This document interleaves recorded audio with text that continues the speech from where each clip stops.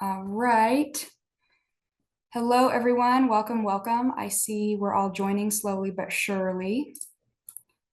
Thank you for joining us. I know that it looks like my name is Joe Day, but I am not Professor Day. He is next to me, and I will turn this computer over to him momentarily. My name is Emily Vetney, and I work here in advancement at Wabash, and I am Zooming with you live with Dr. Day next to me from campus. And it is a rainy, drizzly day here, so I hope that if you're not in Crawfordsville, wherever you are, it is more pleasant.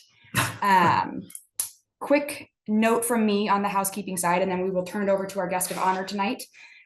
Before I introduce Dr. Day, I want to make a note at the top of the show, as it were, that for question and answer, we're going to ask that you type your questions in the chat as they come up. So whether you have a question right off the bat or 10 minutes into the thing, go ahead and put it in the chat. I will monitor it, and then when we get to specified points, Dr. Day will go ahead and answer questions. There will be one about a half an hour or thereabouts through, and then again at the end.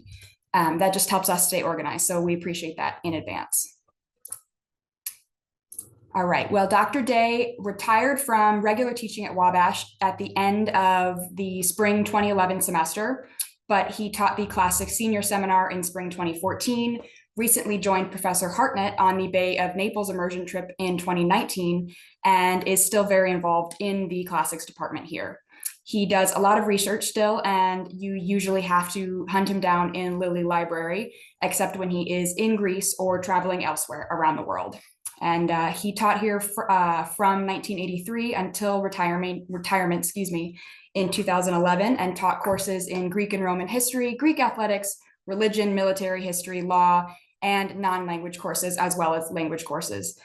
In addition, and in 2011, as we mentioned, he led his Greek athletics seminar to Greece for a 10-day immersion trip. With that, that's enough from me. I don't need to tell you about Dr. Day when I can just give you to Dr. Day. So I'm going to turn this computer to him, help him get that PowerPoint up, and then be on my way. Okay. There's that for you. Do you want the PowerPoint up now? Yes, please. Okay. Alrighty, folks. There we go. Oops, sorry, Professor. Hold on. Going to.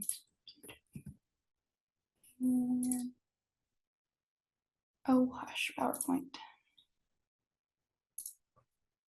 Sorry, folks. There we go. Alrighty. You're all set, Professor. You will see my face up there when I go over there. Ah, okay. And then you will just click this button. Which, the forward? Yes. Yeah, okay, good.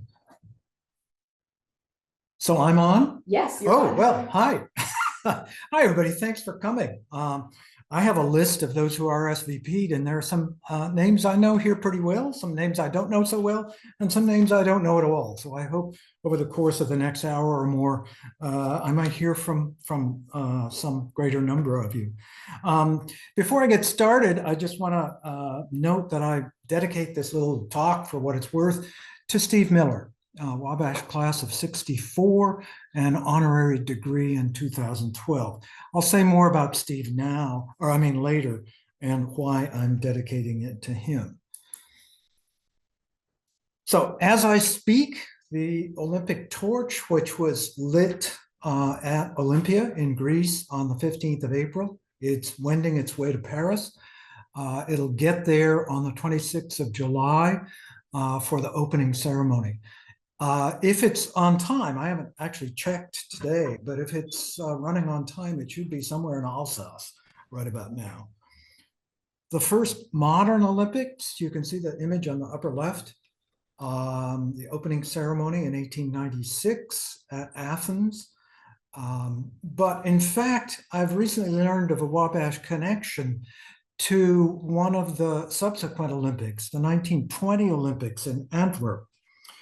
Ethelda Bleibtreu, an American swimmer, won 3 gold medals in that 1920 Olympics, and she is a distant cousin of current Wabash French professor Karen Quant.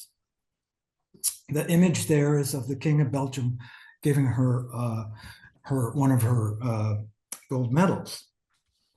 So the lighting ceremony at Olympia is a kind of nod to the ancient Olympics.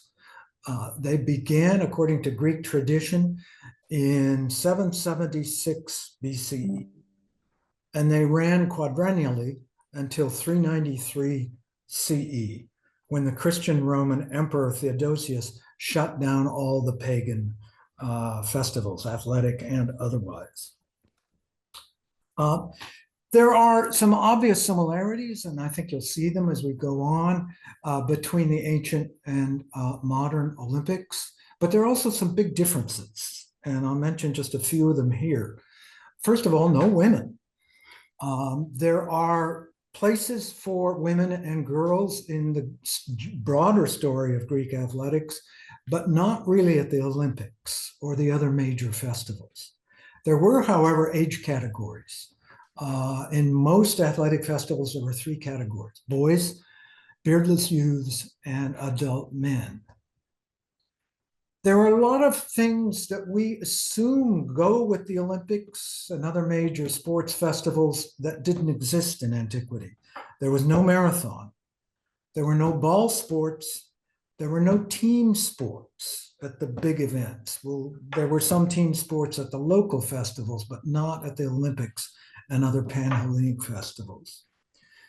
Political entities, cities or kingdoms, city-states or kingdoms, did not field teams. Athletes entered as individuals. Cities might be heavily involved in athletics, but not the creation of city teams. There was no timekeeping. The Greeks did not have stopwatches. There was very little record keeping except who won. That's about it. One of the oddest things to us is that in many of the events, the athletes were nude. They did not wear any clothes. The idea of taking off all your clothes and going into a stadium filled with 50,000 people. It's not my idea of a good time. There were musical events under the purview of the muses, not at Olympia and not at some local festivals, but at other festivals, including the Pythian Games at Delphi. There were musical events, theater, song, dance, instrumental music, poetry. And I think maybe of all these things, most important and very different from us, athletic festivals were religious festivals. We'll see more about that as we go on. Okay. Oops. It's not advancing. There we go. I want to make one little added note right here. I think I'm not going to be talking just about the Olympics, but about Greek athletics in general. The big Pan-Hellenic festivals, the Olympics, the Pythians, the Nemeans, and the Isthmians, and about 300 or 400 local festivals. Any city or town that had any aspirations to greatness or even mediocrity had its own athletic festival, sometimes more than one of them. But the question is, what do we know about ancient athletics and how do we know it? Some of you older alumni will remember what Professors Barnes and Charles and Fisher and Frederick taught you, that our historical information is only as good as our sources. So at least the first hunk of this I'm going to organize according to 5 basic sources for the history of Greek athletics. First of all, ceramics, pots, the images on pots. They're not photographs, and we have to be careful not to use them just like we would photographs, but still we can kind of use them as photographs. There's archaeology, stuff those intrepid folk who love to be out in the sun, go out and dig up. People like my wife, Leslie Day. There's epigraphy, some of the stuff the archaeologists dig up. This is my stuff, inscriptions. There's literature, what the Greeks said and sang and wrote about athletics, and that includes songs, poems for victorious athletes. And finally, there are statues, victory songs in bronze, you might call them. Let's look first at pots, ceramic evidence. Most of the ones I'm going to look at are late 6th or 5th century, but these traditions continue.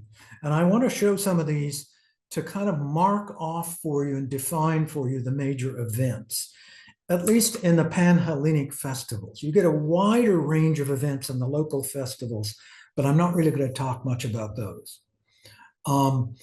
Let's look first at the Gymnikos Agon. Literally, that means the naked competition. These are the ones who I mentioned before, compete in the nude. Let's look first at running events. Upper left of the screen, is that working? Okay, you see sprinters. The sprint, called the stadion, is one length of an ancient stadion. The place and the distance and the race all have the same name. It's 600 Greek feet, which is a little shy of 200 meters. That was the basic sprint. Longer races came in two varieties. The dialos was two stayed lengths, so down and back. There was also a dialos in armor, which isn't anything to laugh at. The helmet and greaves caused some weight, but it's the shield that really weighed, 40 to 60 pounds. And the dolikos is the long run, the Greek version of the long run. It's hard to define because there were a lot of different versions of it. At Olympia, it was 24 lengths of the stadium. So that's about 5,000, a little shy of 5,000 meters.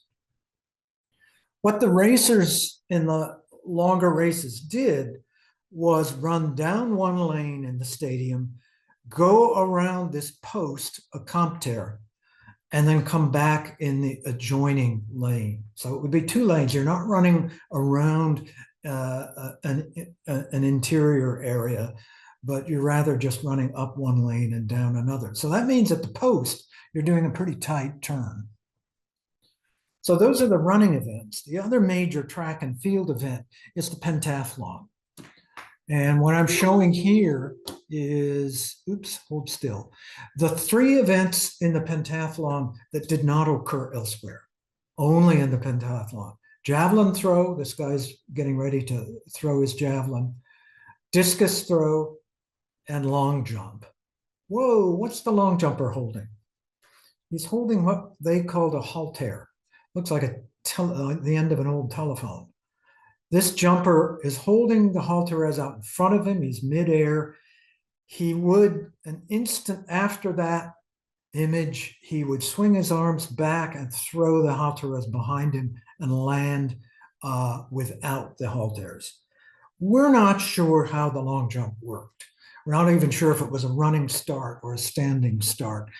But the Greeks were under the impression that by manipulating these weights, which could be as much as 2-3 kilo apiece, they could add momentum and therefore distance. The other two events on the pentathlon were the stadion race and wrestling. Wrestling was the last one. We'll come back to that issue later on. The other half of the Gymnikos Agon, the naked competition, are the combat sports. So wrestling, pale, boxing, peaks. You'll notice they're wearing what we call the soft hemantes. They're just rawhide strips around the wrists and knuckles. And then the all-in fighting, pankration, which was pretty brutal. It had the same kinds of moves as both boxing and wrestling, but other things as well, including kicking. And the guy in the upper image on the pot clearly has attempted a kick, but the other guy's caught his leg in mid-kick, and he's probably going to tumble him over backwards. I think the guy who tried to kick is about to lose. The Hippikos Agon are the horse races, the equestrian races. Two types. You see on this one, the single horse race, the keles, with individual jockeys. And on this one, a chariot race. In this case, a 4-horse chariot with the driver standing. There was also a 2-horse chariot race. There's a big difference between the Hippikos Agon and the Gymnikos Agon. In the Hippikos Agon, the actual athlete of record, and the official winner, if he won, was the owner of the horses. The jockeys and drivers of chariots were professionals. They were either paid professionals or enslaved professionals, or maybe they started one way and ended the other. Before we move on, I want to make another point. This is a Panathenaic prize amphora. On one side, Athena, on the other side, the event, whatever it happens to be, in this case, the Kelis. At the Panathenaia, not one of the big Panhellenic festivals, although almost as high in prestige. At the Panathenaia in Athens, these things were the prizes. We'll see something more about that later on. The things themselves, the pots themselves are kind of cool. They're works of art. They're worth something. They have prestige, but the real value of the prize was what was in them. Almost 38 3/4 liters of high quality olive oil. That was what the real prize was. I want to show these images of winners to make a distinction. The Panhellenic festivals were Stephanitic. That means the only prize officially was a Stephanos, a crown. He's holding his here, he's holding his here. The judges would have put it on their heads, but they've taken it off to put on something else. That was it. Those were the prizes. At Olympia, the prize was a Stephanos of wild olive shoots, as I think it still is. I think at least at the 2004 Olympics in Athens, those were the crowns that they gave as well as medals. Crematitic festivals, which most of the local festivals were, including like the Panathenaia with its olive oil prizes, they gave something tangible as prizes. It might be money, crema, hence the word crematitic. It might be stuff like the olive oil, or in this case, in this image, the attendant behind the jockey on the horse is carrying a fancy tripod. The tripod was presumably the prize. Okay, let's look a bit at archaeology, and swiftly, we want to look at the 4 Panhellenic sites. Olympia down here in the Peloponnese, Nemea near Argos, Isthmia very near Corinth at the Isthmus, and Delphi in central Greece. I'm going to look at the first 3 very briefly. Olympia got built up in antiquity. You can see from both the plan and the model that there's a lot of building in the central sanctuary. Olympia is the site of what we call a big dig. That is a very large scale excavation that's been going on for well over a century, back into the late 19th century, by the Deutsches Archäologisches Institut, the Athenische Mitteilung, or Abteilung, I should say. The 2 things I want to point out here on the plan here, the temple, here on the model, mid-5th century major temple of Zeus, and then a little bit apart from the central sanctuary in the picture here, that's the stadion. The hippodrome has only recently been found. It's about 300 meters behind where this picture was taken. Let's move on to Delphi. Same story. A very built up center core of the sanctuary with the temple in its center, but also here a theater where the musical events occurred. They were very important at Delphi. Again, a big dig site. This one by the École Française d'Athènes, been going on since the late 19th century. It's on a steep slope, up slope, and a bit to the west is the stadion, which got, none of the others did, but this one got stone seating at some point. Down slope and a bit to the east is this gymnasium complex. Notice this long retaining wall. Well, it was a little higher. There was a slope roof that came down. This was open. That's 200 meters long. That's a practice track, an indoor practice track. Isthmia is not nearly as built up, partly because it's so close to Corinth. Isthmia is, however, has been an American excavation from University of Chicago, UCLA, Ohio State, other schools have been involved, but it's an excavation run through the auspices of the American School of Classical Studies at Athens, of which Wabash is a long-standing member and has, I think, 3 or 4, soon to be 4, members of the managing committee. Again, central issue, the temple of Poseidon in this case, and the old stadium right beside it, a newer stadium in the Hellenistic period, 100 meters or so further to the south.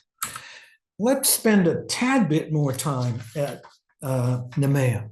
Steve Miller was director of the Nemea excavations from 1973 to 2005. When he retired, he was a professor of archaeology, classical archaeology at UC Berkeley. He also showed our immersion trip group around in spring of 2011. You're seeing some commonalities here. Temple, most important building on the site. Behind Steve are columns, most of which he has been instrumental in getting re-erected. And beside it, the old stadion. Some other interesting buildings, this long skinny building here, better plan here, and here in the model, that's a hotel for fancy guests who came. Beside it, a little bath complex, which is a rarity. We all know the Romans for their gigantic bath complexes. We don't know so much about Greek baths from the pre-Roman era, and this is one of them, so it's kind of a rare find. A couple hundred meters away to the south and a little bit to the east is the Hellenistic stadion. They built it into a hill slope, and you can see why. A lot bigger audience could line up along these slopes. Just to the east, there's a little changing room, an unclothing room, apoditerion, and that connected to the stadium through a tunnel. So you go into the apoditerion, take your clothes off, get ready to go through the tunnel and emerge into the stadium. It was kind of a cool arrangement. Steve and the people working under him were very careful when they were excavating this stadion. And one of the things they found were the starting blocks. And here's one of the starting blocks. Stone bases right across the full width of the stadion with 2 grooves. Here's an iteration, I think I'm not sure which iteration of the revived games this is.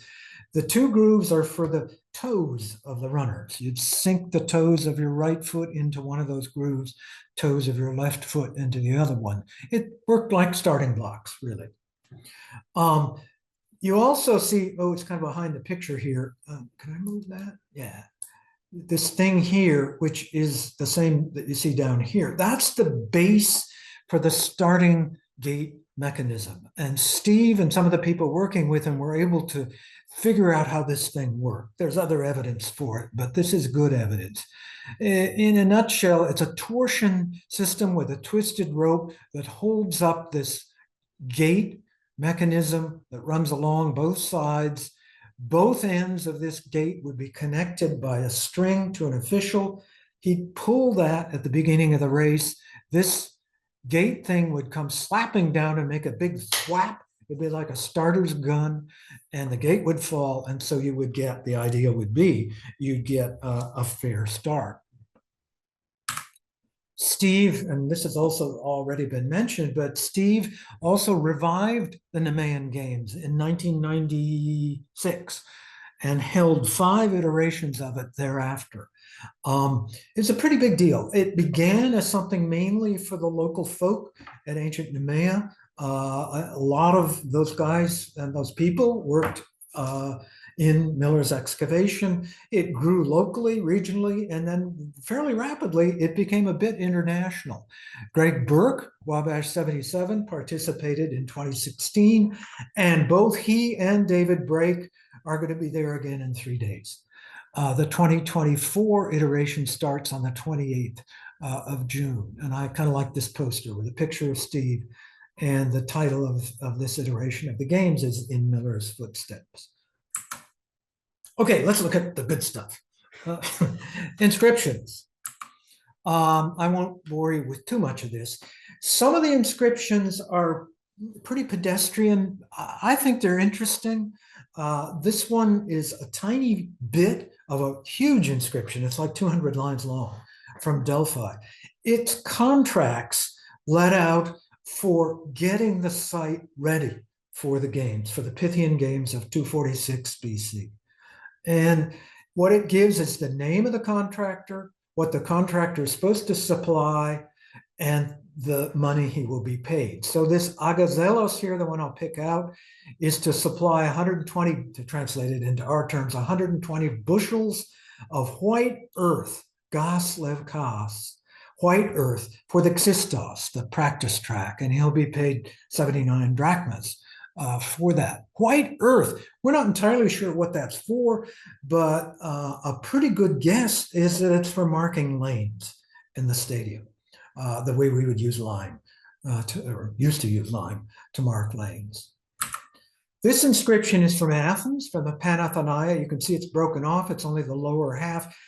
It's probably from the mid-4th century BCE, but since we only have the bottom half, we don't have a dating formula on the top. We're not really sure. It's a list of events and prizes from the Panathenaia. And the one I've picked out down here, it's hard to make the cursor move the way I want it to, hippo, so forth, hip on zelge adephago. It's for the adult yoke of horses. That is not the colt race, but the adult horse race. Only it's the yoke, it's for the chariot race. So it's for the chariot race of adult horses. First prize is 140 amphoras of olive oil. 140. If you know any Greek numbers, hecaton, delta, deca, deca, deca, deca. So 140. Second place winner, 40. Deca, deca, deca, deca, 40. The local festivals would recognize second, sometimes even third, fourth, fifth place winners. The Panhellenics, like the Olympics, did not. There was only the one winner. If an athlete won, he might leave a dedication, an offering to the god. Chances are the athlete prayed to the god of the festival for victory. And if he won, he would leave a gift for the god, what we call a dedication or a votive dedication. This pentathlete left one of his jumping weights. That's a stone jumping weight. You can see half the inscription on this side, the other half is on the other side. He's a Spartan, a Lacedaemonian. Akmatidas is his name, but this is the word I wanted to emphasize. He boasts that he won askonikte. That means without getting dusty. We're not sure how the pentathlon was scored. We don't even know for sure the order of the events, but we do know that wrestling was last. And we know that if you racked up enough wins earlier on, they'd call you victor. You didn't have to wrestle. Therefore, you didn't get dusty by having to get down on the ground and wrestle. So to say that you won pentathlon without getting dusty meant you really won. The one on the right, we're going to come back to statues later on. This is a bronze plaque with an inscription that was nailed, you can see the nail hole, onto the front of a stone base for a large bronze statue. The base and the statue are gone, and the right half of this plaque are gone, but we have the left half. The athlete's name is Ergotelis. He dedicated me. The rest of the line is missing. Having beaten the Greeks at the Pythians and twice at the Olympians, he's dedicated me an immortal memorial for his home city, Himera, the Greek city in Sicily. We've filled in hypothetically, or not hypothetically, they're guesses, but they're good guesses, the rest of these lines. Gives the name of his father, Philanor, the fact that he won twice in the Dolichos at the Pythian Games, twice at Isthmia, twice at Nemea. We can fill that in because we have two other bits of information about this guy. First of all, this is mid-5th century. He commissioned the poet Pindar to write a victory ode. And it survives. It's Olympian 12. So we know something about him from that. Almost 6 centuries later, in the Roman period. Pausanias toured Olympia and saw this monument and talked about it. That's kind of an interesting indication for just how long a period we're talking about when we're talking about antiquity. Most of what I'm talking about here, the games, are late 6th, 5th century, even maybe into the 4th. But it continued, that tradition continued. Certainly Pausanias saw this stuff in the 2nd AD. Let's take a quick look at literature. There's a lot to say here. We'll look at the beginning, Homer's Iliad. In book 23, Achilles organizes an elaborate funeral for his friend Patroclus, who has been killed in battle. The funeral includes games, organized games with boxing, foot racing, and a chariot race. And I include here a little bit of the translation of the chariot race sequence. It's pretty exciting.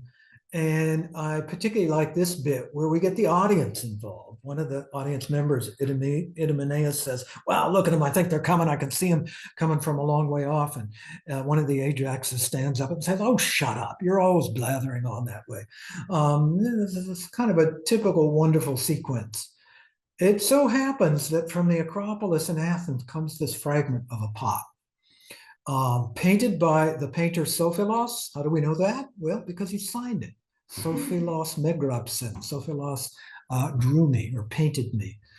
It is, and it's labeled Patroclus Atla, the games of Patroclus. It's the scene that we've seen on the right in the text of Homer. Here's one of the chariots coming along. We don't actually see the chariot because it's broken off. And here are the stands with the audience members, some of them gesticulating excitedly. That translation is Emily Wilson's from last year, and it's pretty cool. I recommend it. If you haven't seen it, she's got an earlier one a few years earlier of the Odyssey, which is equally good. This one of the Iliad. I'm just in the middle of reading it right now. Some of you older ones I might mention, I'm reading it, and at the same time, I'm reading the Greek text. And the text that I'm using was a book of Jack Charles's. I mentioned earlier that some of these athletes, it cost something, so they had to be fairly wealthy, but they could commission a poet to compose an ode. And these aren't just little odes that a poem might get made and tossed aside or whatever you might want to do with it. These were really elaborate lyric poems divided into parts, strophes and antistrophes and epodes, performed by a singing, dancing chorus. It was an elaborate production to make one of these and put them on. And the poems are pretty high-class poetry. They're pretty cool poems. They are very often reflections on the meaning or the value of the victory. This one, for example, talks about how victory is like a shining bright sun or a light that comes in and helps illuminate human life, which is otherwise kind of dull. And I've highlighted a famous passage here, Creatures of a Day. What is a man? What is he not? Man is but a dream of a shadow.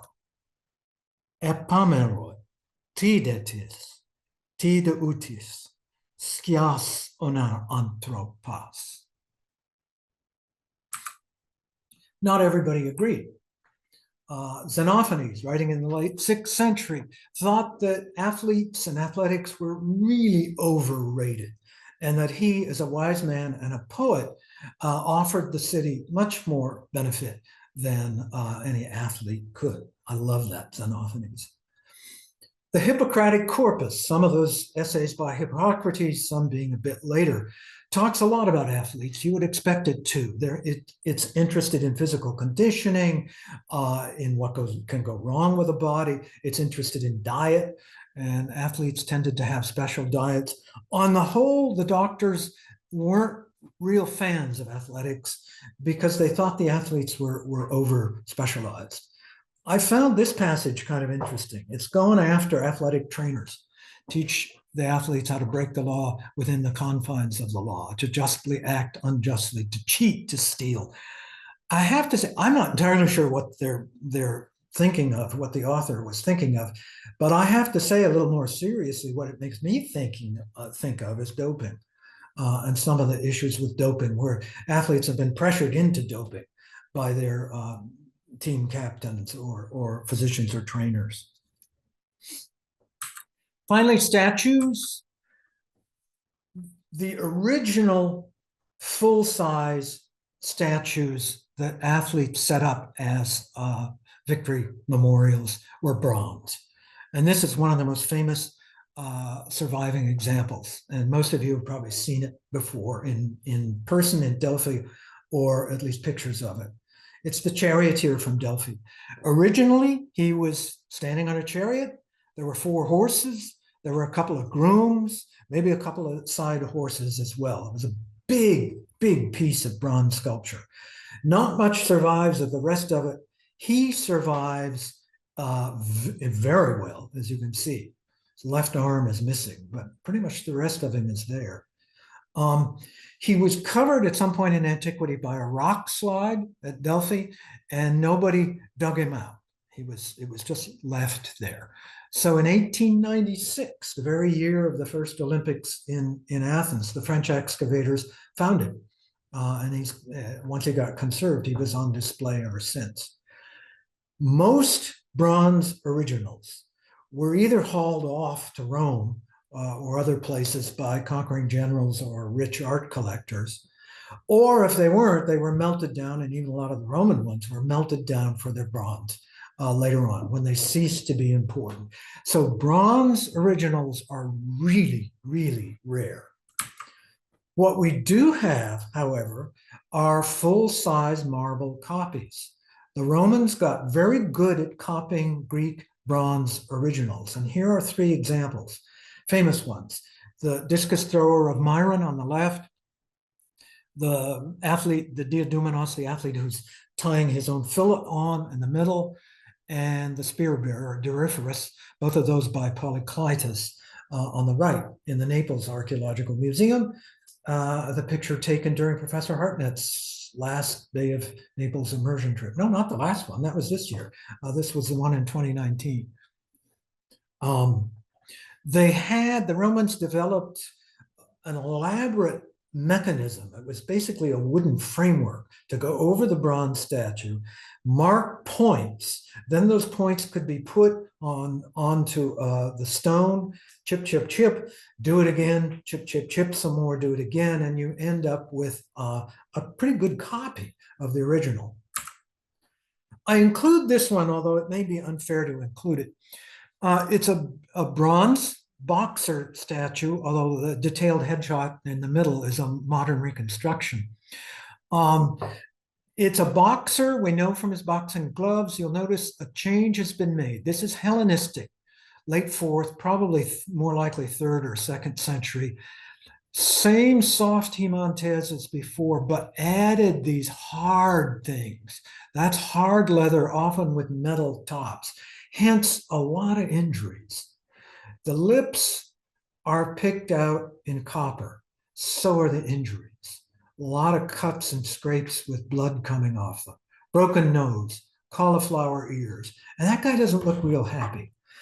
I don't think he's a victor statue.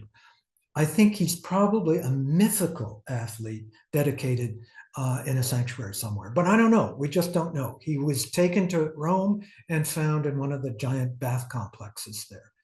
I would also point out, although I don't quite understand how this works, that he has a dog leash, a kynodesme, the Greeks called it, a dog lead or a dog leash.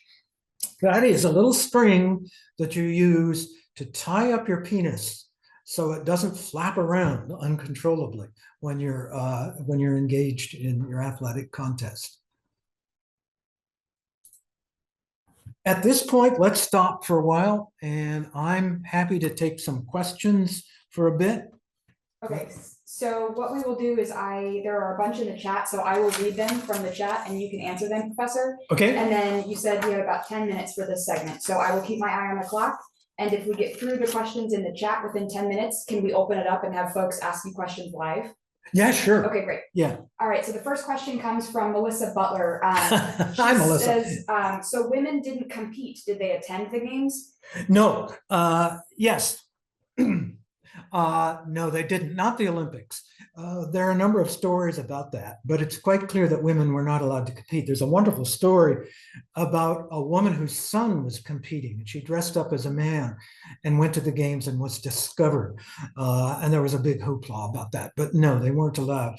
But the picture of women, if I'd had a little more time, I would have gone into that, is a little more complicated. There was at Olympia a separate festival held in the off years.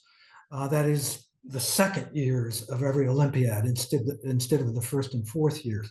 A festival for, it was really girls or teenagers rather than adult women. A festival of Hera, the wife of Zeus. There is also some interesting inscriptional evidence from Roman period Delphi that indicates that at least on 2 occasions, young women did compete against young men in the open competitions. I think we have to say that remains very much the exception, but there is a history of females, women and girls and teenagers in athletics. Plus, you have to take into account conditioning, athletics within individual city-states. Some city-states, most notably Sparta, gave physical education to their girls. That kind of stopped when they hit adulthood, but for girls and teenagers, yes. So what I'm hearing is that I can participate in the Bell game this year. Thank you. Yeah. Okay, continuing on. John Strife, class of 13, says to your image of the first immersion trip from 2011, he says, that's a great looking group of guys. Roger Allig, class of 63, says that he's watching from Olympia, Washington, and says hello. Oh, wow. John Barr asks, how many people would attend the Pan-Hellenic Games, and how were they fed and housed? Another good question. If you were somebody important, you would go into those hotels. There was the one I pointed out at Nemea. There was an even bigger one built in the Roman period at Olympia. If you were ordinary folk, you'd probably camp out. And one of the things that the German excavators at Olympia have been looking at over the last 110, 15 years, no, 125 years, have been the wells that were sunk around that area. And those wells quite clearly were meant to serve the crowds of people who came to the games. I think we're probably looking at crowds somewhere between, if we want to go just by what the stadia could hold, we're probably looking at something between 50 and 100,000 people at the big games, the Olympics, the Pythians for sure. Okay, Ted Zimmer says, you mentioned competition was separated into 3 groups. To join one of these groups, did individuals have to show up at a specific site at a specific time, kind of like an open casting call? And then did they have some sort of knockout tournament to determine the winner? How did that work? Yeah, good question. I think the way I'm interpreting that question, there are kind of 2 sides to it. We're best informed about that for Olympia, so I'll talk about that. 6 months, I think. I can't remember. I think 6 months before the Olympics, you show up at the city-state a little bit to the north that controlled the games, the city-state of Elis. You declared that you wanted to be in the games, and you swore an oath. And the officials who would be the actual referees in the games, then for 6 months oversaw your training, your diet. You were living there in dormitories. It was a pretty fixed thing. And they would determine the age categories. And that was it. I mean, that determined the thing. The other question I think you're asking has something to do with heats. How do you get a large number of athletes down to a manageable number for a final race? There is some evidence for preliminary heats, but it's also clear that some of that weeding out was done in that 6-month prior period. So it's hard for me to answer that one exactly. You've seen the stadia. It couldn't hold more than 10 or 12 runners at a time. The chariot race was a little wilder. The hippodrome was a lot bigger than the stadion. It could hold up to 20, maybe even 25 chariots.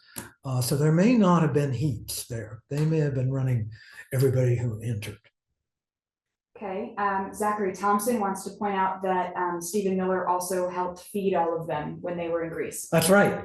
He had us actually to lunch at his house. He, once he retired from Berkeley, he built a house and lived in Nemea.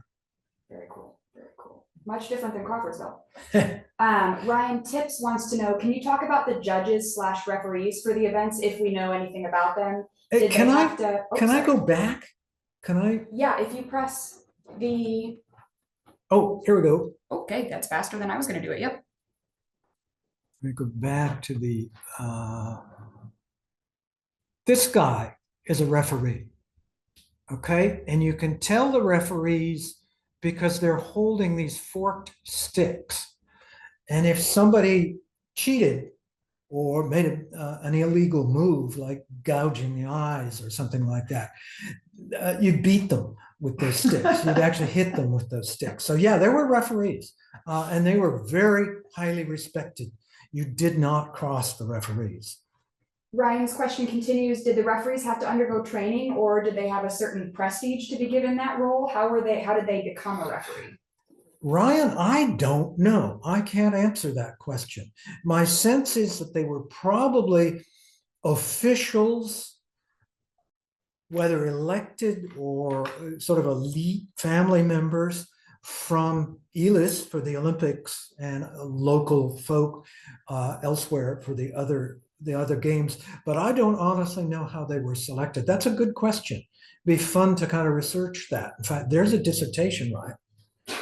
Oh no. Isaiah Kalinowski, class of Hi, 2000. Isaiah. Wow, it's been a long time. He, in reference to something that you read out loud, says, quote, "Man is but a dream of a shadow," is the first sentence translated in the Gray, Chase, and Phillips Greek textbook. Oh. And I've never taught with that textbook, so I didn't know that. That's really cool to know. Thank you. Chad Chester, class of 93, whom I believe used to be my neighbor, Mr. Chester, if that's the correct Mr. Chester. Hello. I think you used to be neighbors with my parents. Mr. Chester asks, curious to know what event during these games were the most prestigious. So if the athlete won that event, would they be considered to be the grand champion? The first part of your question, easy to answer. It's a chariot, 4-horse chariot is the highest prestige single event. Also the most expensive. It was expensive in an agriculturally poor country like Greece to raise horses. And these guys raised 4 of them. But in terms of honor, the greatest honor was the stadion race winner. So the sprint winner. At the Olympics, for example, he gave his name to the Olympics. So if Chester won the stadion in 2024, we would call that the Chester Olympics. Oh, that's cool. Yeah. That's cool. All right, we'll do one more question, and then we will get back to the PowerPoint, and then Professor Day will talk a little bit more, and then we'll have time for more questions and probably some live conversation at the end. Last question for this round, Steve Batchelder, class of 15, asks the question that we all want to know. Thank you, Steve, for being brave. Why did athletes compete naked? Was this part of the religious nature of the festivals? I don't think so. I don't know. I don't know. The fact is there's been a huge bibliography on this, so I'll send you off to the bibliography and you can research that one on your own. There are some little angles you might use to begin to answer that. One of them is that some of the local festivals had a Kalokagathea contest.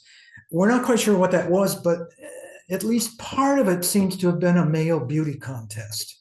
The physical beauty of the male form was something that was important to the Greeks, and that may well have had something to do with it. But it's also partly custom. You remember the image of the chariot racers wore long chitons. They wore long garments. They were not nude. So it's a little hard to figure out exactly what was going on there. It might be simply a real practical explanation.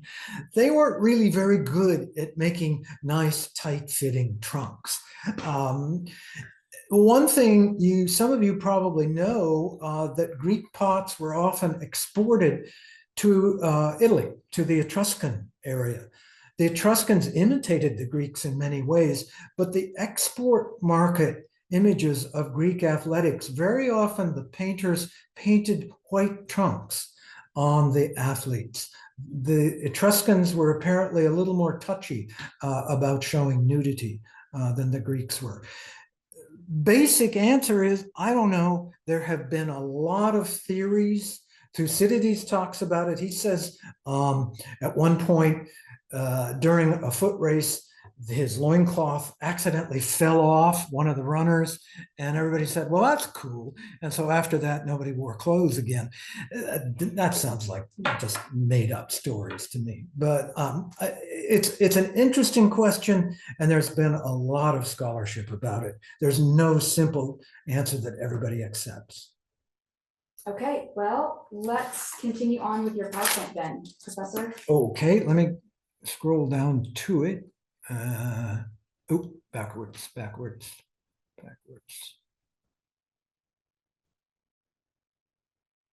we go, we're getting there. Okay. What was it all about? Let's spend just a little time on these philosophically bigger questions. What was it about? What did it mean? What did athletics mean? What were they for? What do they do in society? I mean, this huge expenditure of time and energy and wealth. Why did they do it? What were they hoping to accomplish? Well, I don't think we should rule out that it's fun. Athletics are fun. They're fun to play. They're participate in. They're fun to do, to watch. You can see this very clearly in Book 8 of the Odyssey. Odysseus has washed up on shore at Phaeacia, and the king of the Phaeacians is entertaining him. He hasn't yet revealed who he is. He's a mysterious stranger. The entertainment includes a big feast. It includes a presentation of a long epic poem by a poet who's kind of a stand-in for Homer. And then the young Phaeacian men start playing athletics. It's pretty clear. It's part of a party. It's something fun that the young folks do. Everybody has a great time. They might take it very seriously, the participants and the viewers, but it's still part of fun. If we want to get a little more serious, think about the origins. And some of this we've already talked about. Honoring dead mortals, the funeral games of Patroclus. But even in historic times, not just in mythology, most of the major game sites, like Olympia, had a hero, a local hero who was dead. At Olympia, that hero from the mythical past was Pelops. And there was a cult for Pelops in the central sanctuary at Olympia, right beside the temple of Zeus. And Pelops received a sacrifice that was appropriate for a hero. In this case, a black ram sacrificed at midnight, as opposed to the midday offering of 100 bulls to Zeus on his outside altar. They were also the games were also for honoring gods, and I've mentioned this many times. There was a major god of each festival. Honoring gods, honoring heroes, part of the same thing. These were religious events that had religious significance. Gods and heroes were thought to enjoy watching athletics as much as people. But also, I think you ought to think of athletics as like a kind of sacrifice or a dedication. When you sacrifice, you take something valuable and you destroy it. You give it to the god, or you offer it to the god as a dedication. That means you give it to the god, place it in the sanctuary, and then leave. It stays. It's the property of the god. Well, this is giving the god something valuable too. It's skill, it's strength, it's energy that you sacrifice to the god. I think something like that was in play as well. Mark Golden has adopted a kind of sociological approach. He talks about the discourse of difference. If you look at the way Greek athletics are set up and the way they were run, you see quite clearly that social distinctions were created and or reinforced. So let's just run through some of those. One we've talked about already, gender, men versus women. Women had a few games of their own. Most athletic festivals were for men only. I mentioned that one exception. Age, the three age categories, your distinguishing cohorts, men, youth, boys. Legal status, slaves and freed people could not participate. You had to be a free person. So you're drawing that legal status distinction between slave and free. Greek versus non-Greek. You had to be a Greek to participate, especially in the Pan-Hellenic festivals. Now, there was a certain change there when the Romans conquered Greece. But up until that point, you had to be Greek. After that, being a Roman citizen is what was necessary. In the local games, not the Pan-Hellenic games, they were open to all Greeks. But in the local games, some of the events were only open to citizens of that city. So there was a distinction between citizens and non-citizens. Clearly, class distinctions. Think of the difference between ordinary athletes on the one hand and owners of horses on the other hand. Prestige, the obvious one distinction there is winners and losers. But there were also prestige rankings among the games. The Olympics were the most prestigious, the Pythians second most, and so forth on down the line. Having to do with the polis. The polis got involved in a number of ways. They didn't send teams, but they did a whole lot of other stuff having to do with supporting athletics. One of the things they did was raid athletes from other cities. Remember I showed the bronze plaque dedication of Ergoteles from the mid-5th century BCE. He was originally from Knossos on the island of Crete, but he got raided by the Greek city in Sicily, the Greek city of Himera. And he went off there for a higher wage and became an athlete representing them. Within the city itself, the winning athletes could win a lot of prestige. They could win some tangible rewards.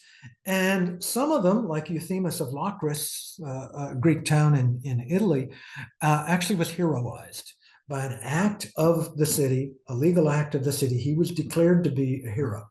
Usually that only happened after death, but in his case, it happened before he died. So he'd be the object of cult. People would worship him like a hero. And the cities also were in charge of setting up city gymnasia. All you needed for a gymnasium originally was a field. But as time went on, cities grew bigger and more elaborate. Building took place. They would actually build a physical building.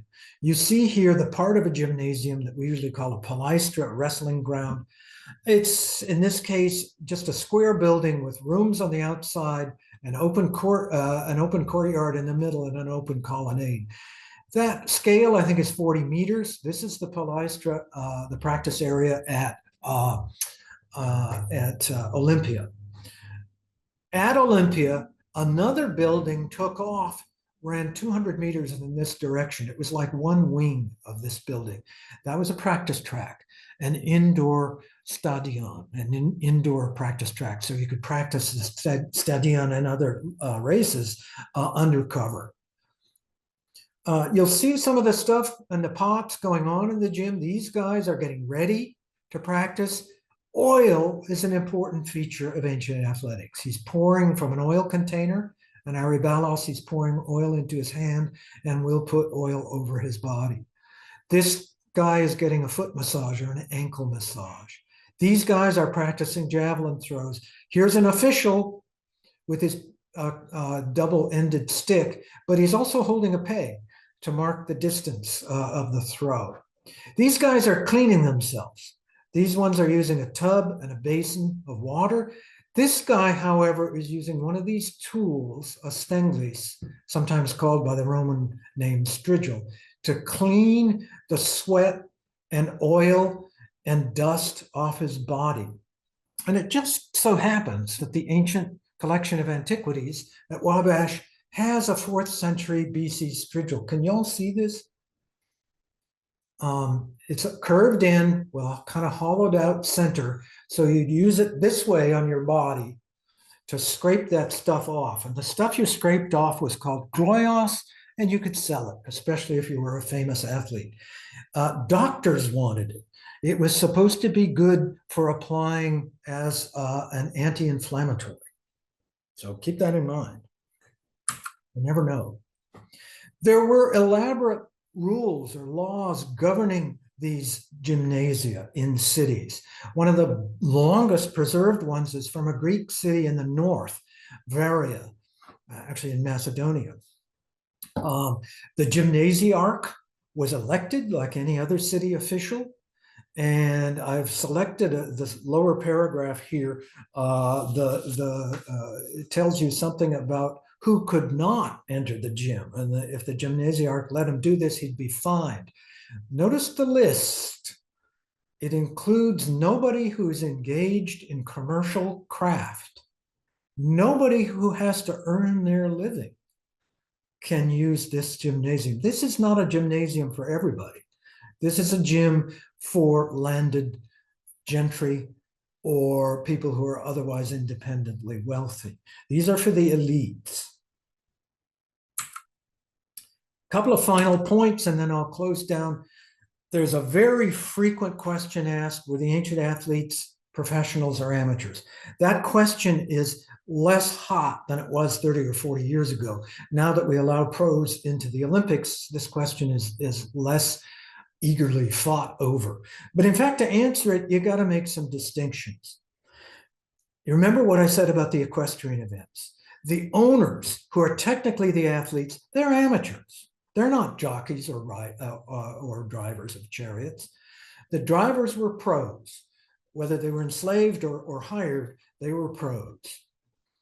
The local teams, especially in the local festivals, especially some of the local team sports, like in the Panathenaia in Athens, a boat race with 20 oarsmen, or a relay torch race held in the middle of the night.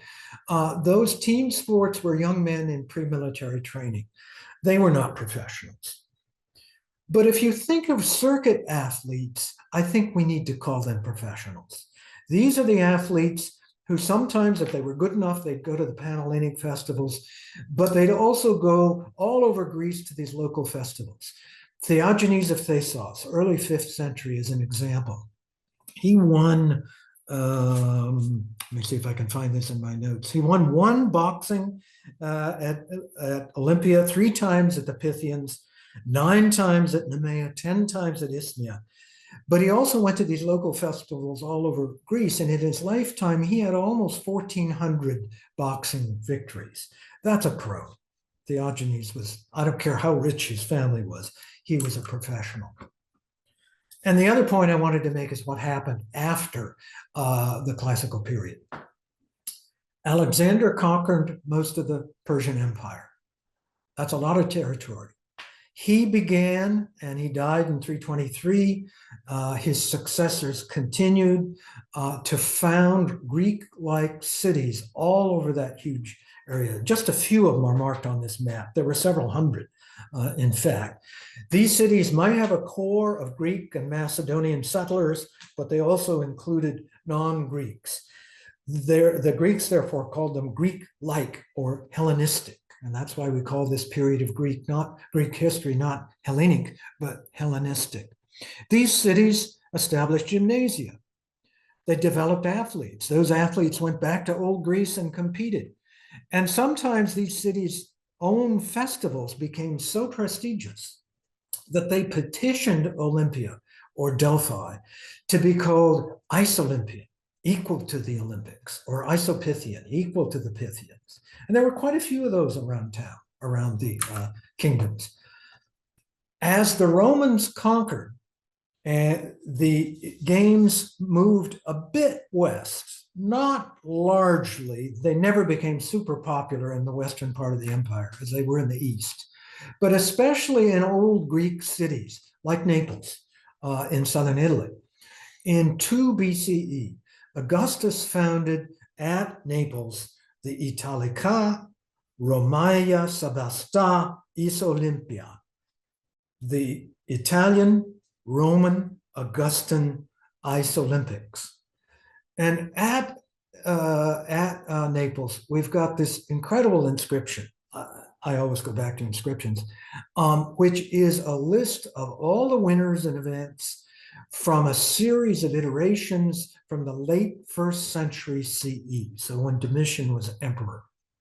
And you see the example I picked out. The winner in the horse race, Keleti Polon, for colts as opposed to adult horses. His name is weird. Alerios. That's a weird looking name. It doesn't look Greek, and that's because it isn't Greek. How does Greek do a Roman V? Well, you say OU. Alerius is Valerios in Latin. So this is a Roman or a Latin speaker by the name of Valerius who won the horse race here. And I think that's my last slide. Great. Okay. There are a couple of questions in the chat, and then Professor, if you're still on board, we can say hi to a few folks. Yeah, sure. Okay, let's go through the questions in the chat then.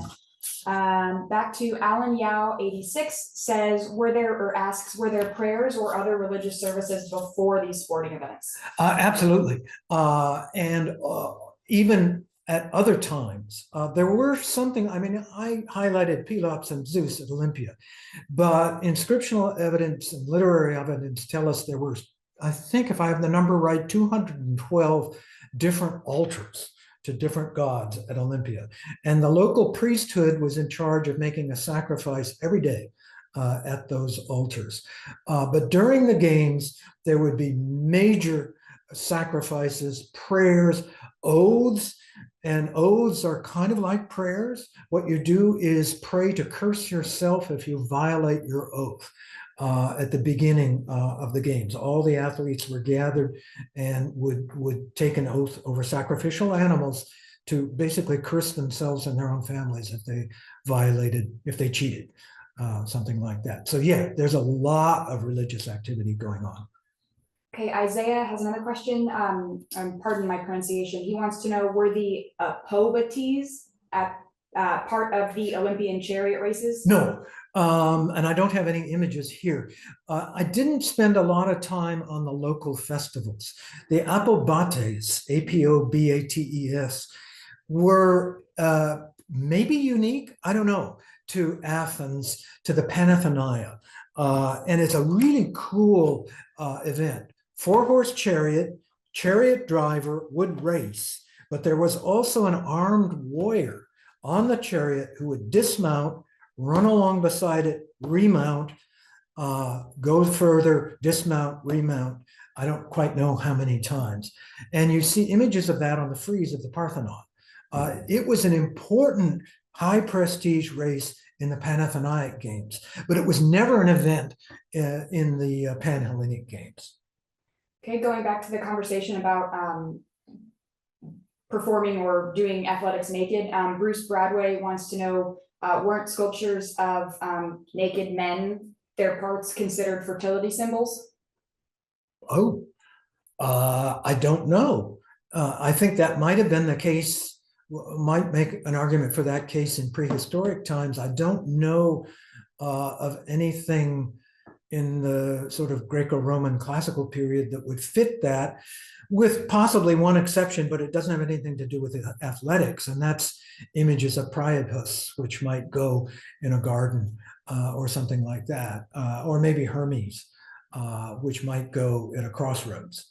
But I wouldn't want to make that connection for something like a victor statue in an athletic sanctuary. Okay, Brandon Johnson, 2019, asks, in line with their religious nature, do we know anything about superstitions around the Pan-Hellenic Games? I remember hearing of evidence of some Greeks making curse tablets. Do we know of any curse tablets that reference the games? We certainly know of curse tablets that reference athletic events. If any of them talk about the Olympics or not, I'm not sure. I just don't know the material well enough. But certainly we do have curse tablets from Athens that are cursing competing athletes. Curse tablets are cool things, usually on lead.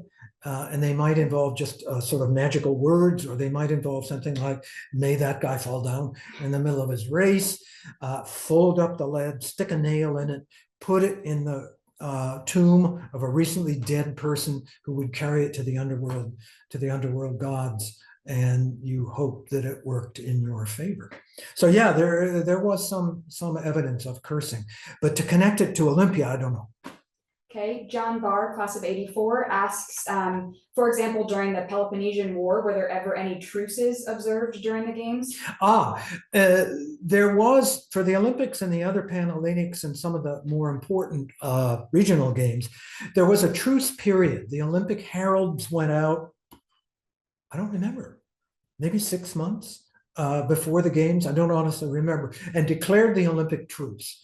And technically, cities were not supposed to carry on warfare during that period. They did often enough, but they weren't supposed to. And the idea was to make sure that anybody could safely travel to the games. And generally speaking, I think when you got closer to the games, the truces held. Now, sometimes they failed in a spectacular way. In 364 BCE, there was a battle in the sanctuary at Olympia. The city of Elis was fighting another city that wanted to take over control of the games, and the battle was actually fought in the sanctuary. But that was a pretty rare event. Ryan Tips mentions that you discussed different age brackets for competitors. He wants to know, was there ever an age that you became too old to compete? Oh, that's a good question. I would say certainly not. But let's think about that for a minute. I don't know. I honestly don't know. The one figure I can cite you that might be relevant is Milo, a boxer from boxer or wrestler? Boxer, I think, from Croton, another one of the Greek cities in South Italy. Milo had victories at 5 Olympic Games. So that's 5 times 4. That's over a 20-year stretch. His first victory was as a boy in the boys category, but his other 4 were all as adults. So that's a pretty long run of victories. Theogenes, I think, had 3 Pythian victories. That's only a 12-year period, but still, that's a fair amount of time for a boxer. Okay, Lyndall Hugler from 83, and again, if I'm pronouncing anyone's names wrong, I apologize. What is the purpose of applying oil? Was this done for all of the Gymnikos Agon events? Yes, and for also for just general conditioning in a palaestra in a city, not just for competition. I think there are several reasons for that, more than just one. One is, though, probably the most practical reason: if you've got oil on your body, you're going to be harder to hold in a wrestling match or a pankration match. But that doesn't explain why a javelin thrower might want to oil his body. I think it has to do with conditioning the skin. Athletes were pretty clearly concerned about how they looked, and I think oil as a skin conditioner was a good thing. Some of the athletes wanted, for various reasons of grip and so forth, they wanted to get themselves dusty. So the oil would allow you to get more dust on yourself. And the fact is that some of those inscriptions about getting a site ready for games or about running a gymnasium have to do with the purchase of really expensive imported forms of dust. You didn't just use the ordinary dirt that happened to be lying around. You got really high grade stuff and spread it out for these athletes to get. I think all of this is part of it. We also come to the kind of pre-Roman matter of cleaning. These pre-Roman Greek athletic sites did have bathing facilities, but compared to what the Romans had, they were fairly minimal. A lot of the cleaning was just to use a strigil, spenglis, to clean the stuff off, and then you were clean, you were done. And the oil helped that happen. It gave a kind of base level that then everything above that level could be scraped off easily. So there are a whole lot of reasons for that. Okay, Keith Nightenhelzer says, what Greek word was used for homosexuals banned in the Veroia Code? Whoa, that's a good one. It's a two-part, so yeah, geez, I don't know, Keith, and I don't have the Greek text in front of me, but you have in, let me go back and find there.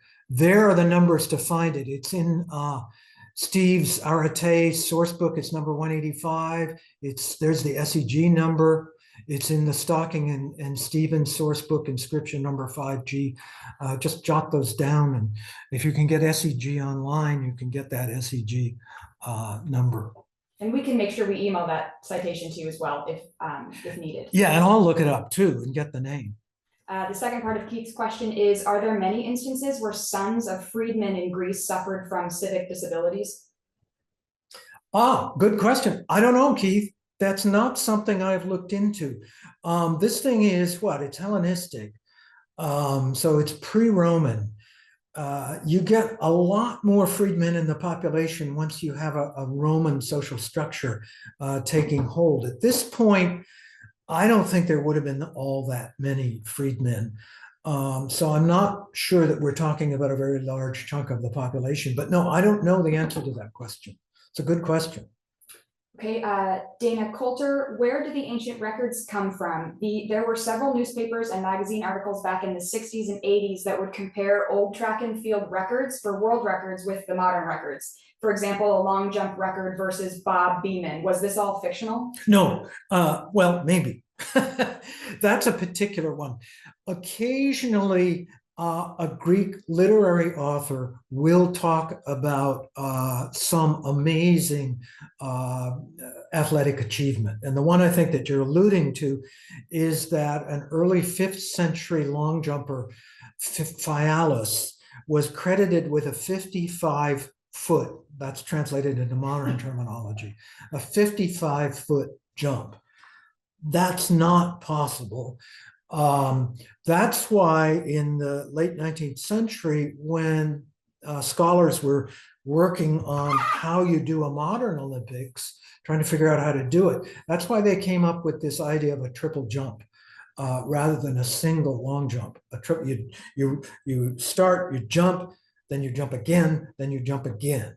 And you could get, if you were good, you might get up to something like 55 feet if you did that. There's no real, although there's some argument, but I don't think there's very good ancient evidence for a triple jump. But the key is we don't know if it had a running start or not. That one's up in the air. So yes, some of this stuff I think is just literary exaggeration. I think that 55-foot jump is a literary exaggeration. Okay, a related question from Mark Walker. Did they keep track of world or Olympic record bests for each different event? No, there was no comparative record keeping that I am aware of, except number of victories. So that Theogenes, almost 1,400 victories, that would be kept track of. And you'd keep track of who won a given event at a given iteration of the games. But there's no broader record keeping that I was aware of. You did get lists of Olympics and lists of the victors that did, in the 5th century, they became a literary text. Those lists got copied down, but it doesn't survive. Okay. One last question in the chat, and then folks are eager to sort of connect with you vocally. So let's do this question, and then if you're still getting, sure. Okay, cool. Adam Packer from class of 2000. Oh, wow. Hi, Adam. Do we have evidence of gambling on the Pan-Hellenic Games? Whoa, gambling. Yeah, I'm sure. I know we do, but I can't bring it to the front of my mind right now. Yes, there is certainly gambling. I just can't remember where I've read about that. Sorry about that. Okay. Oh, let me look in the index of Steve Miller's handy dandy book. It really is the best general book on Greek athletics that I know of. But let's see if he's got an entry on gambling. The research process, folks, real time. No entry on gambling. Okay. All right, Professor, do you want to get rid of your PowerPoint so Sure. that you can see? Okay, I will come do that. We can bring it back if somebody wants me to. Right. All right. Let us go. Where's my mouse here? All sorts of folks are interested in chatting. So if I can bring my mouse over here, we will stop sharing. So now you can see everyone. And then we will do gallery view. So you Okay. can see Okay. everyone's faces and just click over here to see more people. Okay. And Will the speaker come up? the speaker, we can set it that way. Okay. Yep. So you can toggle up here to see people's faces Other people, small. yeah, Yep. But then yeah. the speaker will Speaker come up will big. come Yep. up there. Yeah. Okay, folks, feel free to unmute and ask questions or say hello. I can't see you well enough. I got to put on my reading glasses. Hold on. Feel free to just jump There. right in, folks. That's better.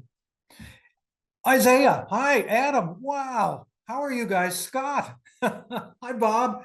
Oh, wow. This is amazing. Don't forget to use the mouse and toggle over. There are plenty more. Yeah. The blue arrow at the top. Yep. But questions away. Greg, you're probably the farthest away.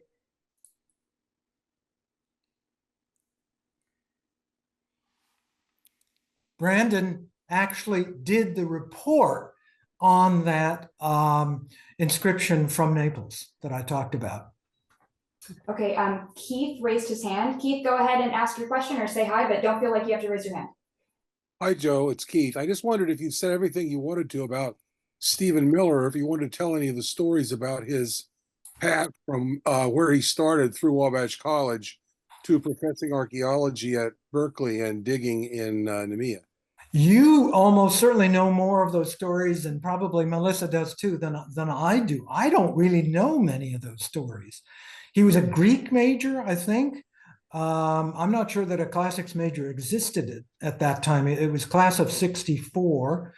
So John Fisher came in the fall after Steve graduated. So his teachers would have been Jack Charles and Ted Bedrick. And that's it, I guess. I'm not forgetting anybody, no. But do you have good stories? You want to share one? I just remember something vague that he arrived at Wabash with an interest in archaeology that he'd acquired in his town by digging around in discarded stuff, i.e. the dump. Oh, that's great. That I think that makes a good deal of sense. I don't have much to add, but John took me in 1979 on my first trip to Greece, and we went to Nemea and Steve showed us around. And at that, and just looking at what you showed today, I thought, wow, there's a whole lot more to see there now than there was in 1979. But I remember that the tunnels had been excavated and there was graffiti. Yeah. And it was sort of like, Demosthenes is great, or, so-and-so is beautiful. Yes. That the athletes have been writing there. Yes. That's one of the things that fell on the cutting room floor when I was putting this presentation together, is some of those graffiti in the tunnel. And those graffiti raise an interesting issue that I haven't talked about. And who was it who asked about, oh, Keith, it was you who asked about what's the word for homosexuals there? I mean, the Greeks had no problem on the whole with pederastic sex, and even to some extent with sort of teenagers. So what does homosexuals mean there? I think it probably, one can get into what that might mean. I think it means people who, men who didn't do a regular family at all, but only had relationships with men. But I'm not sure exactly what it means. So that's all open to discussion. That's relevant to the graffiti in the tunnel because a lot of those are proper name plus the adjective kalos. So-and-so is beautiful. There is a clear attraction to these male bodies for other males. And that was pretty directly said in these graffiti in the tunnel. Joe, this is Alan Yao. Hi, Alan. Question for you about women attending. I was curious at the Delphi games. Yeah, Would Pythia been allowed to attend?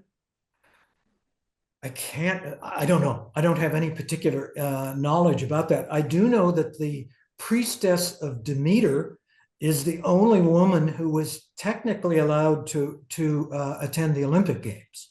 So I assume the Pythia could attend the Pythian Games, but I don't know. I don't have any particular piece of information on that. Thank you. Joe, this is Zach. Isn't there Zach Thompson? Isn't there a famous instance of a woman sneaking into see her son play? Yeah, Race? there is at Olympia. Yeah, but she got caught. She put on men's clothing, but got caught, and there was a big hullabaloo about what to do about her.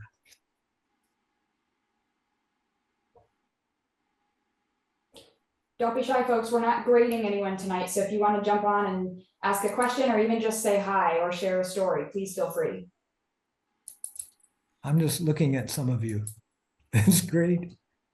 Professor, some are, they've had to head out, but they've left Yeah. you notes in the chat. So I'll make sure that you get a record of that. Okay, so you great. can see who says hi. I mean, Some- Lord knows what time of day this is for Hey, Greg Hey, Norman. Joe, it's Steve Prince. Hi, class Steve. Welcome 88. back from Italy. Hey, thanks. It was a great trip. Hey, in regards to wearing or using oil, as far as the wrestlers go, and it's my understanding that in the wrestling competition, is what we today call Greco-Roman wrestling, where it was only upper bodies, and the goal was to throw your opponent to the ground, Yeah. and what would constitute a fall. And so the reason they oiled their bodies is because for the judge to see whether or not it was a true fall or not, he could see whether there was sand on the wrestler's back or hip. Oh, that's And good. then the referee would know, okay, that was a fall. Yeah, that's good. I like that. Yeah, that's a very interesting. Thank you. That's a good. You were a wrestler, weren't you? I was. Yes. Okay. Still am. Yeah. Once a Oh, wrestler, always a wrestler. okay. Okay, that's great. Thank you. Yeah, that's a good Yeah. point.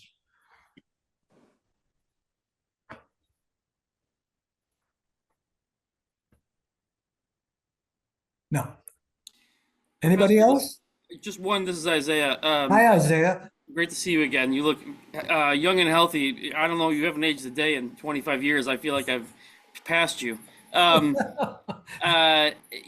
Is it possible that we don't know a lot about the female festivals like the Thesmophoria, or Thesmophoria, I'll just say, or whatever, that festival. Is it possible they got up to athletic endeavors and we just don't know about it because it's not recorded because they didn't write it down?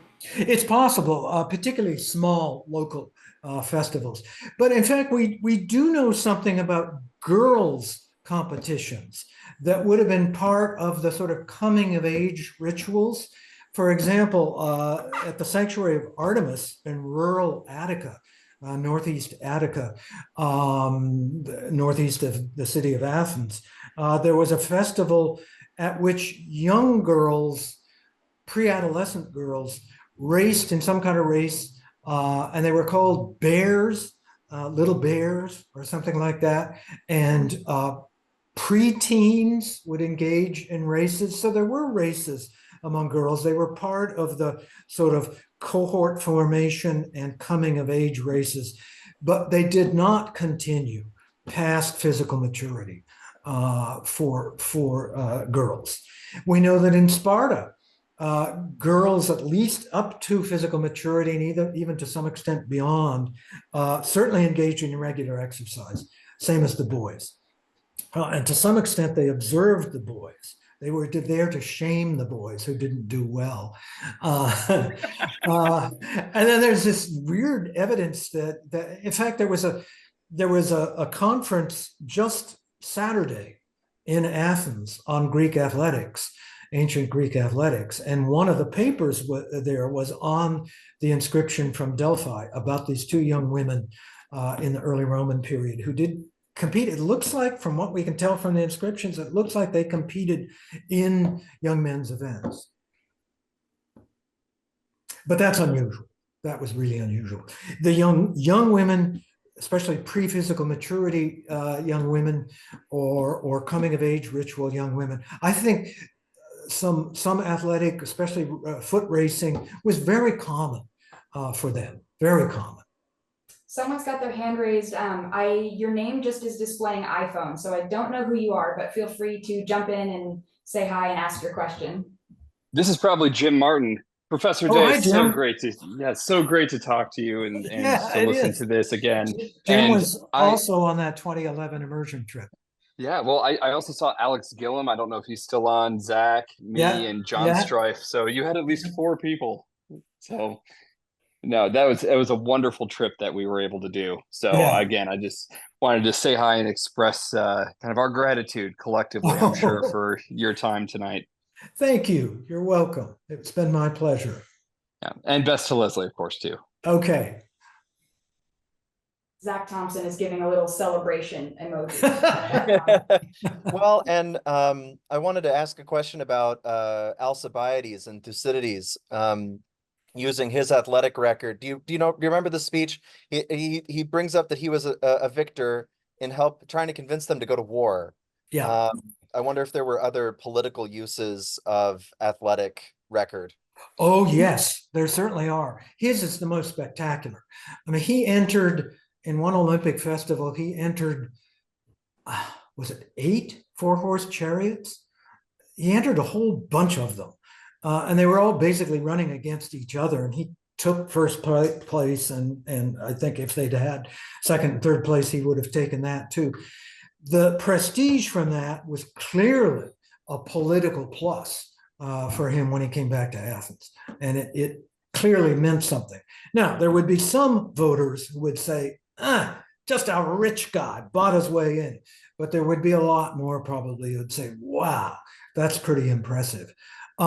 There are, Euthymus that I mentioned, who got heroic honors. He actually led the Locrian army.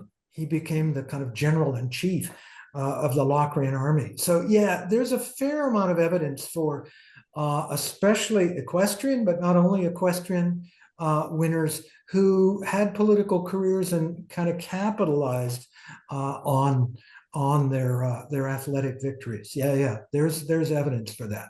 Here's a question in the chat from either Adam or Matt Price, but they just wrote their last name is Price, but it's one of the two. They want to know, it's Adam, thanks Adam. Were there any festivals anywhere that included water-based events like swimming or Oh, swimming? Yes, for sure. Again, I wish I'd had more time. I could do another one of these presentations on the local festivals. At Athens, for example, Athens, the fleet was a pretty big deal for Athens.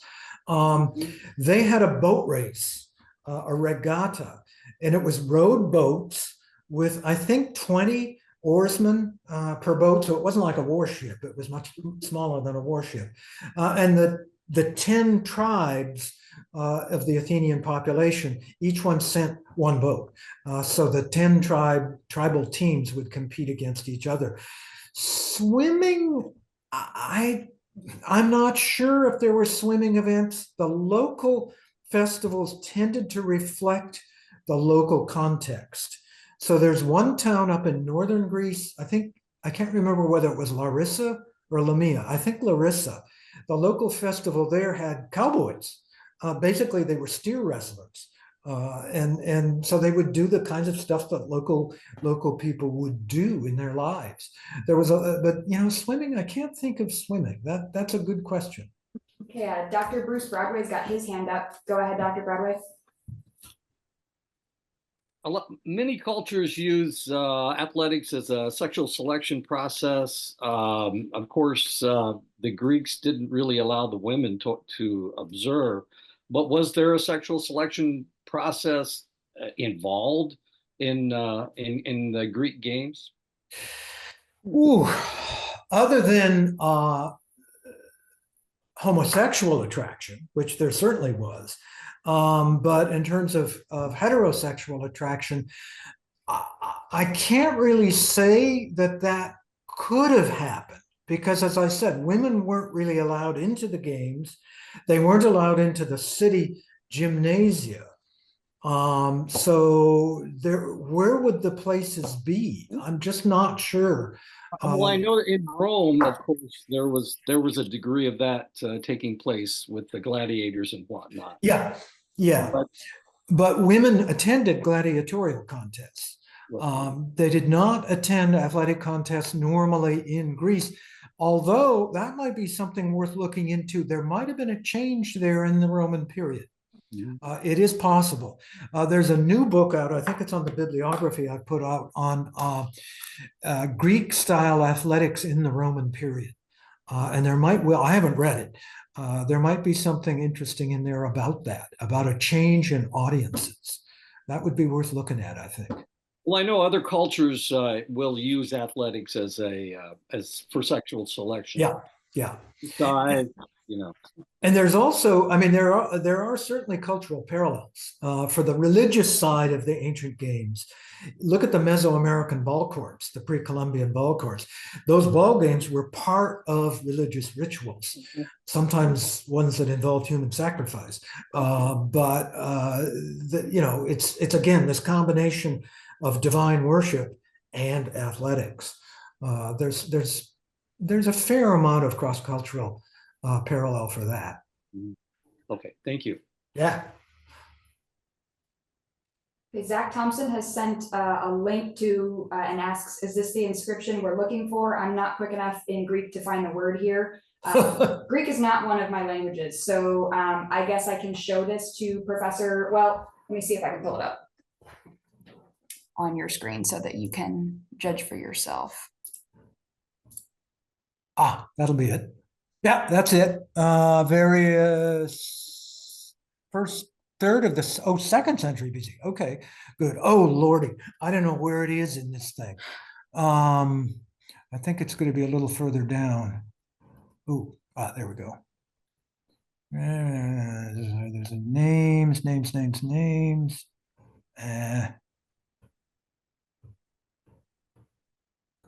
Okay, this is it. But I'm not seeing our passage. Missing bits.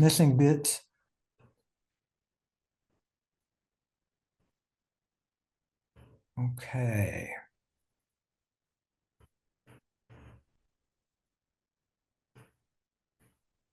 We may be getting there here.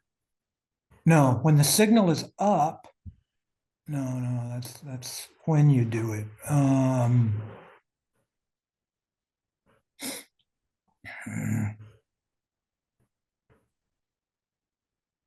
No, I'm not finding it here.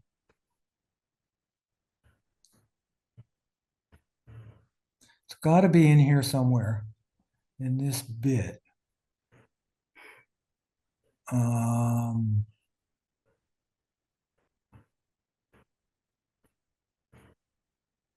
No, this has to do with contracting out phytotribes, people to train kids. This is a long inscription. I don't think I'm going to find it. I don't know the line numbers. This is Keith. It looks like there might be something relevant when we get down to the second side, line 30 something. I lost my place when I switched. Yeah. We have line 28 on the second side has not their sons. Nor the apalaistros. Here. Yeah, you see it? Yes. Okay. Oh, and you can't compete if you're drunk. You can't compete if you're drunk or crazy. Doulos, slave, nor an apeleutheros, what do you call it? Freedman, nor the sons of those guys, the freedmen, nor an apalaistros. Oh, that's interesting. A nerd, a weedy guy to go to the wrestling matches. Yeah, somebody who doesn't wrestle. But the choice of translating that as homosexual is oh my gosh, that is how he's translated it. That's kind of weird. That is very weird. I've got to look up that word and see how it's used. Do you have Liddell and Scott in front of you? I only have the online Perseus one. So do you have Login? And I don't have the supplement, so that might be similar to the use of malakoi in the New Testament, have a similar sort of meaning. Okay, I'm looking it up on Logaon. Come on, give me a Greek keyboard. So, I went you past can't, it. you can't be one of the guardians. You can't go to the academy if you don't know math. You can't go to the games if you don't know wrestling. It appears. Apollos, is it Tros or Tos? Tros. Wait, Keith, that sounds like a joke. Finish this statement. And so you can't go to Wabash if you don't know. It's exactly what it should be given the name, according to Liddell and Scott. It's not trained in the palaestra, unskilled in wrestling, a more general definition of awkward or clumsy. So it's more like you can't compete unless you're fit. I don't know why they translated it that way. That is, yeah. Well, I mean, it would Room talk. People that had been studying their Foucault would sit back and their hair would rise because, Yeah. supposedly homosexuality wasn't invented as a way of thinking about people. Yeah, exactly. Yeah. It shouldn't, it's a mistranslation as far as I can tell. Thank you. Wow, that's cool.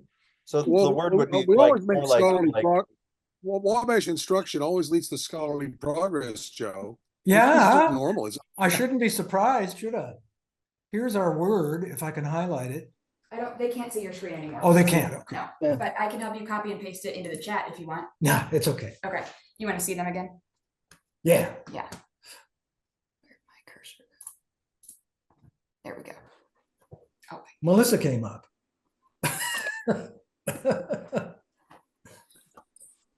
oh, let's see. Bob Oppman says, thanks, Professor Day, for a very interesting presentation, and shout out to the class of 1988 who were well represented tonight. They sure are. Adam says, maybe this is the best part of the evening, watching scholarship happening in real time, and it's even a group project. That's right. That's absolutely and right. Keith has posted a ton of Greek. I think that bit that we were just doing. Yeah. Joe, Alan Yao again. Hi, Alan.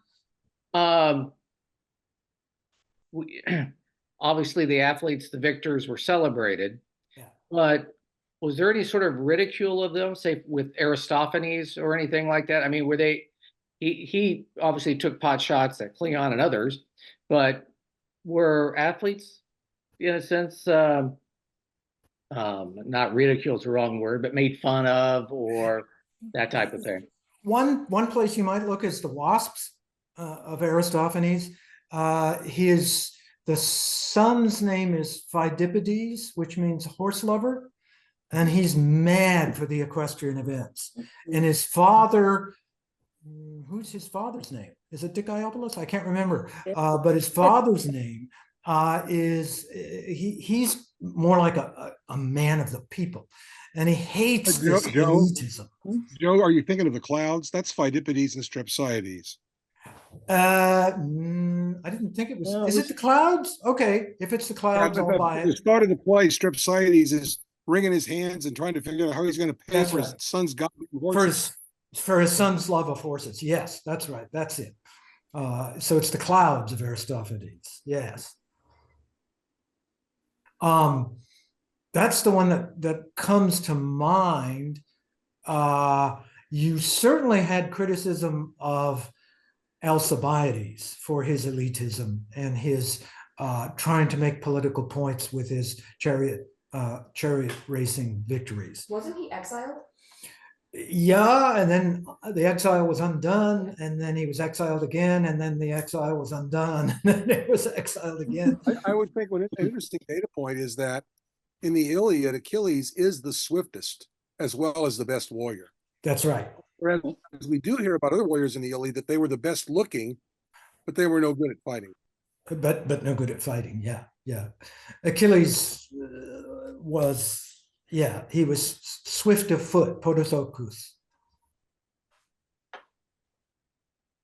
Although, as the guy who put on the games for Patroclus, he did not, as the producer of the games, we might say, he did not himself compete.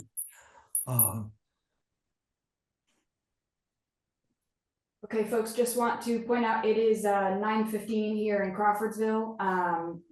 my manager is saying it's night time. So any final questions or thank yous or hellos or goodbyes for Professor Day before I sign us all off? Great to see you. Yes, Yeah, thank you, Joe. Thank you so much, and give my regards to Leslie. I will. Alan, Thank are you, you still Professor. hearing cicadas? Yes, thank you. No, the cicadas are gone. Oh, okay, Ah. Yes, they are done. okay. But it was 2 weeks of you couldn't hear yourself think. It Oh, was gee. All right. Well, thank you everyone again. Joe? For coming. I know. Thank you very much. Really appreciate You're it. welcome. Thank you all for coming. All Bye-bye. right. All right. Everyone is signing off. Take care, everyone. Thank you. And thank you again, Professor Day. This is terrific. It's so wonderful to see these guys.